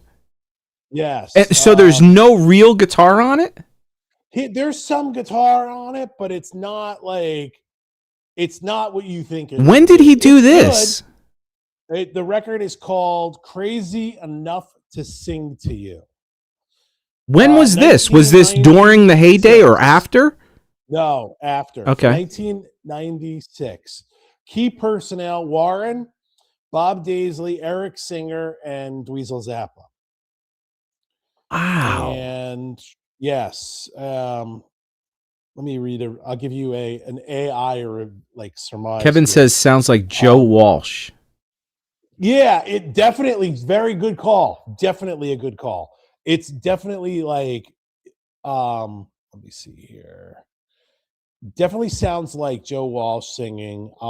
It's a strange record, man, because the first time I heard it, I liked it. I definitely liked it, but it is not a shredder record. It's not a crazy guitar record. Wow. It's just an interesting record. I want to know how that came. So Shane is friends with Warren, and he's friends with Dweezil. But so maybe I'm going to ask him about. I got to find out how that came about. Yeah, interesting. Yeah, no, that's. Let me see. So it came out in 1996, following his brief stint with Whitesnake in 1994. It says generally considered a departure from the traditional Rat sound. Yeah, definitely. It's on YouTube, dude. Okay, I'll check it out for sure. Yeah, you should check it out. It's not bad by any stretch of the imagination, but it's not what you think it is. It's definitely not. You're not going to hear like shredding, blazing guitar, but it's a fun listen. I've listened to it like a handful of times. Right. It's a good record. It's unfortunately, I think he was also probably typecast in the sense where everybody was expecting him to be Warren DeMartini. And I think it's kind of like cool that he tried to do something unique and different. But I'm surprised. You mentioned that he has a solo record. A lot of times people are like, what? He has a solo record? And then you want it to be like a shreddy record, and it's just not. That's funny. All right, well, let's move on. I got two things. I don't know if anybody's interested in the Bumblefoot little licky thing. It's more of a classical but fun little legato thing. I want to show that, but I've got two other things I want to show, and we're already approaching an hour and 40. So if you're interested in that, I will show that quickly, or I'll save it till next week. But let me know in the comments. But I do have an unboxing. Let's get to this really quickly. If anybody thinks they know what's in this beautiful box, it's something that I was looking for again a few years. I was into them, and I never grabbed them. They were a little too expensive, a little too pricey for my range, for what they offered. They're great, and they offer amazing things, but I was so on board with some other things, and so I found these, and they don't come up off. They come up a little bit, and they make it's a pedal. There's a couple different pedals, and I think I probably gave it away last week. So they're Vemoram pedals. But they're the Jan Ray I had played a long time ago, and I really, really loved it. And I bought one. I think I returned it, but I had few other, like I had the Tumnus, and I had a few other those type pedals, and I was like, it just doesn't offer. It has something, but I don't know if I'm dialing right. Maybe it's my guitar, or my amp, or the way I'm using it. And it had something that was awesome, but a lot of stuff that I was like, yeah, but I'd only use it for that. So I returned it. And then there was the ODS, the ODS 1, which is the Shanks pedal, and everybody uses that in Nashville, all these guys or whatever. And I played through one of those, and I was like, man, that's amazing. I got to get a hold of one of these. But again, they're like $400 or $500 pedals. They're made in Japan, and I think the Jan Ray was said to be like exactly the Timmy pedal. It's not. Okay. But that was the bad rap that they got. It's almost like Vertex Effect got that bad rap for doing that one thing that one time or whatever. But so Vemoran kind of went through a phase where people were like, oh man, they just take other people's chipboards and do the same thing and house it in this nice brown, chrome or whatever, bronze casing. Anyway, so I've always been kind of looking for these pedals, but I'm not paying that price. And I found they came up. Usually when they come up, they go. So the Michael Landau pedal that I got the other day, I grabbed that really quickly. I questioned it for a second, then I grabbed it. I'm so glad I did, because two other pedals of Vemoram's came up. This one dual distortion that I never really was into, but that went literally, I would check every hour for the last couple days. And within that hour, it came up. And then within the next, I was like, oh, I'm going to keep checking every like 20 minutes or so. Within the first 20 minutes I checked, both of them were gone. That one, and I think there was a Jan Ray, and that was gone too. So anyway, on Guitar Center, these two came up. So actually, funny enough, they have the original boxes, which is odd. The other one just came in the whatever.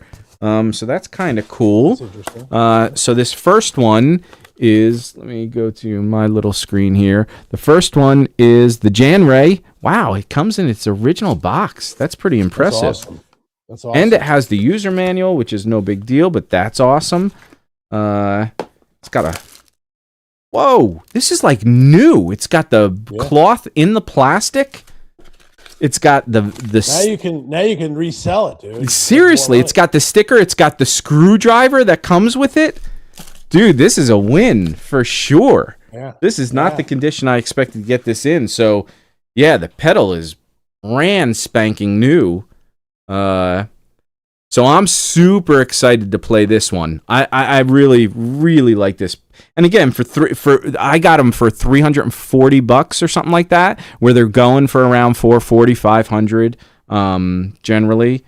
Yeah, so I'm super excited. It's funny because I was looking for those profiles, and there's not a lot of profiles of Venuram stuff, pedals wise, on Tone X. Mm-hmm. Or I saw a couple on Tone 3000, but there's hardly anything in Tone X. Yeah, so I was curious to see, again, because that sound is just unbelivible. Yep. This is crazy, dude. This box is like pristine. Like they just made this cardboard so this is the Shanks ODS, and this is I've never seen used pedals like this. And this actually had the thing on top, and it's the same thing, dude. Screwdriver, and this one you could tell almost wasn't open because the screwdriver's on top like it would be.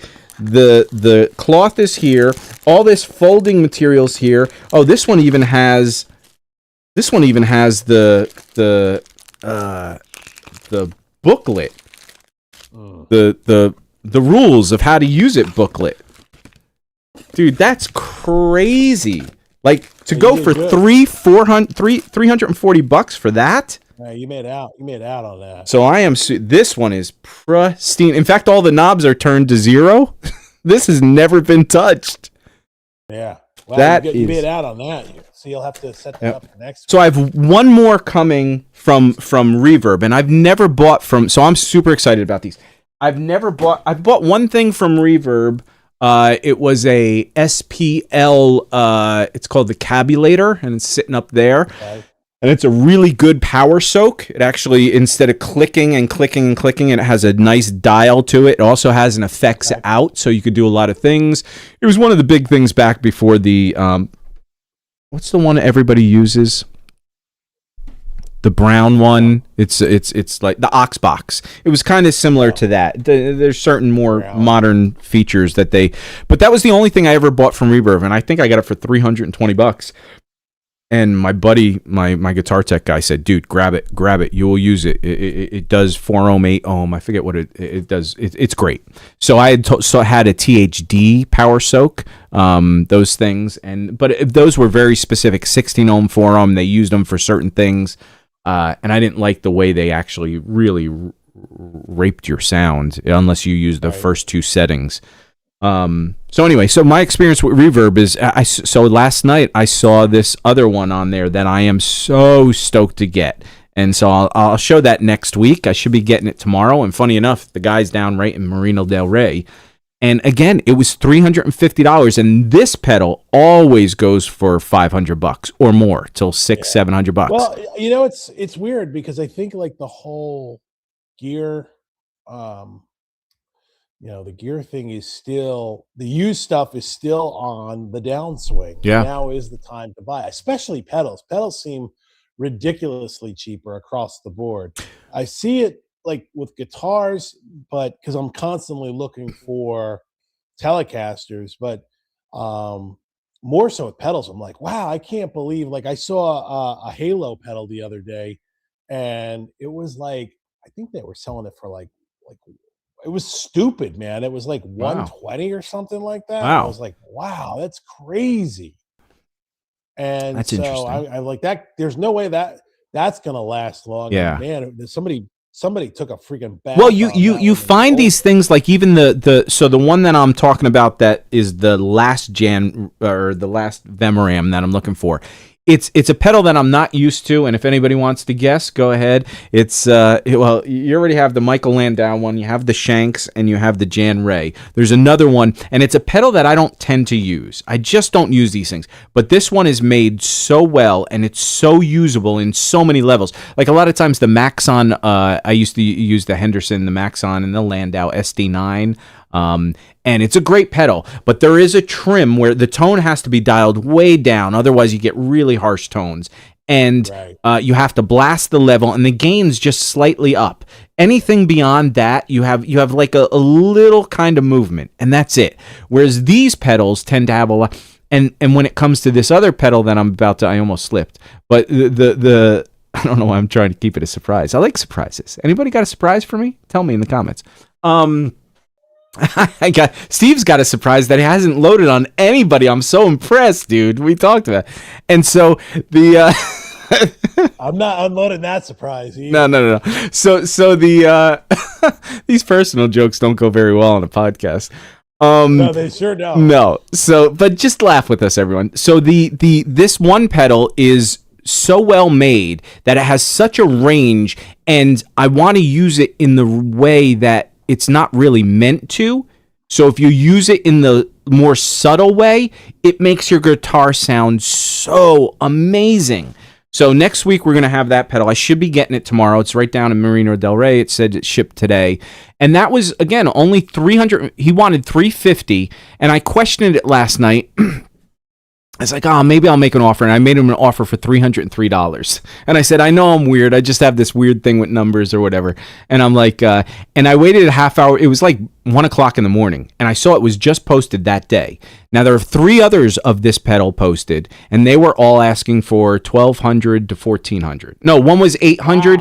Wow. I mean, these are made in Japan. So I have some friends. That's a big difference between $350 and. Yep. And so I have some friends, because these are the Jan Ray and the other Shanks. They're not discontinued. This pedal is discontinued. Now, again, being made in Japan, I have a couple friends that are out Disney doing some theme park stuff in Japan. And my buddy said, well, if they go into guitar stores, they might have them used there, because those people probably, for us, Wampler pedals and all American pedals are very easy to get and see in used stores. Sure. But these Vemorams, those are the pedals they get in Japan, and when they're done with them, they just trade, and they're only like $250 there, $300 there. So he was going to try and pick. So anyway, so that's why these prices are so exorbitant out here. So then I was like $350, and then he didn't get back to me for, and I just put it in my cart. I said, I don't know how this reverb works. Put it in my cart. I'm about to put in my credit card. It didn't take my first credit card, and I'm like, what? So I go back and I take the second. I'm like, oh, wait a second. This is going to be taken out from under me. And I look at my email, and he replied to me when I was about to push purchase, and he said, I'll take $325.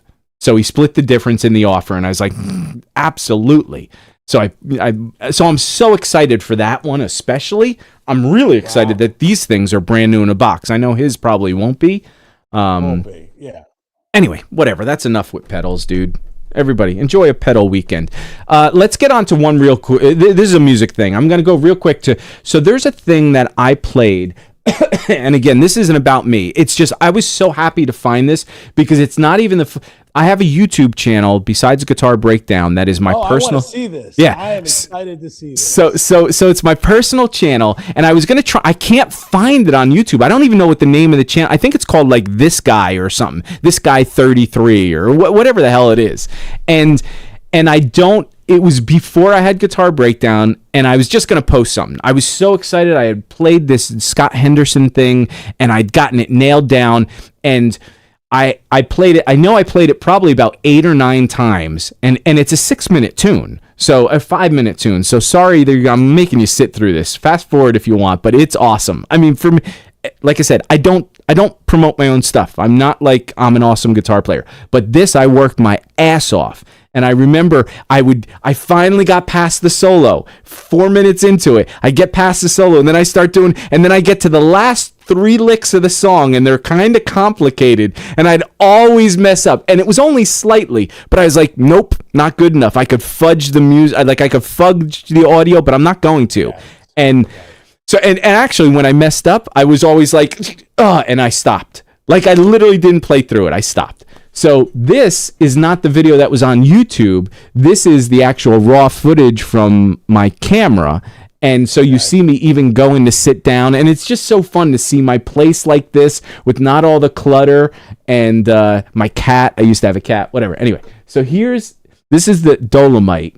One of my, if you guys want to learn a tune, this has so many licks in it. It's amazing.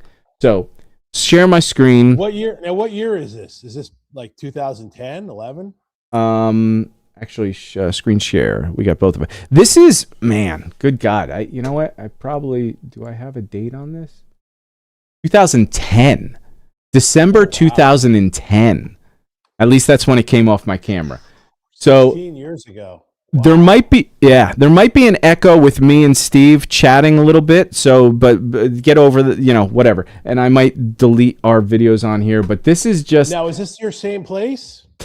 This is the same place. In fact, this is facing backwards. So everything that's facing in the video that way, that's where my fireplace is and the bay window doors that go outside. And I had a wine refrigerator. I don't have that anymore. I have amps over there now. I have a grandpa chair there. Now everything in that area is a computer thing with 4 monitors, my speakers. I've got tons of amps, whatever. One day I'm going to do videos facing this way, and that's when I'm going to do some teaching videos and blah, blah, blah. Anyway, okay. So this is Dolomite. I hope you guys enjoy it. I think it's awesome.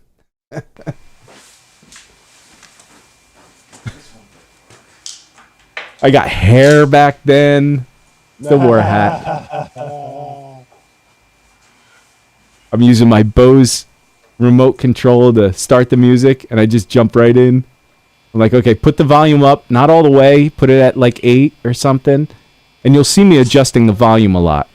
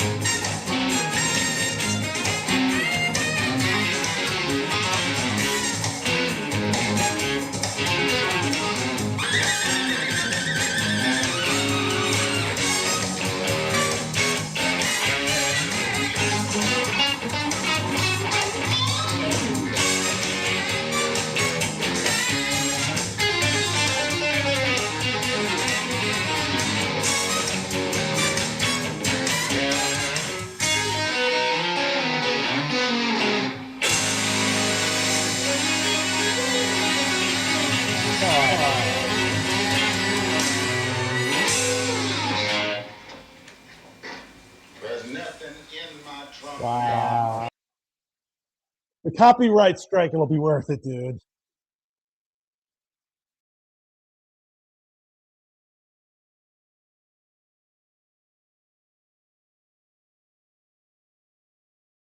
Yeah.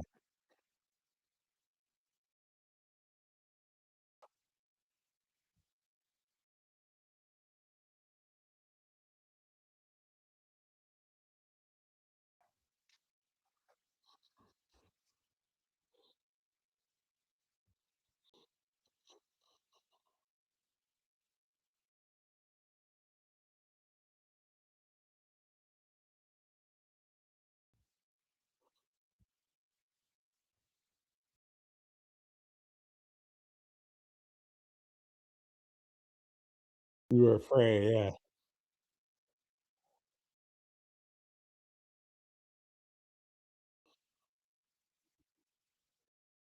Oh, Dave, Ryan is saying he can't hear you. Oh, dude, so sorry, sorry. Yeah, I had my mic off.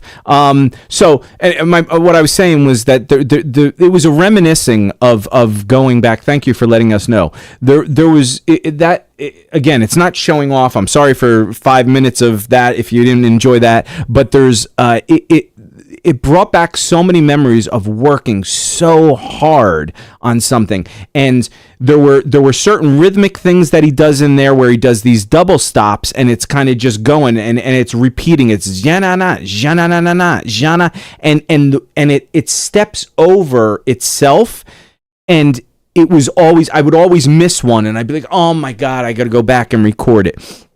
And then my calluses, I was saying, were so bad that there was, like, I had been picking at it because it was so awful. And so at that point, when I was doing one of these overbends towards the middle end of the solo, it was this really wide bend, and it would always catch in the delicate part of the picked thing, and it hurt so bad. And you see my face kind of make this thing. It's not me going, yeah, I'm grooving. It was pain.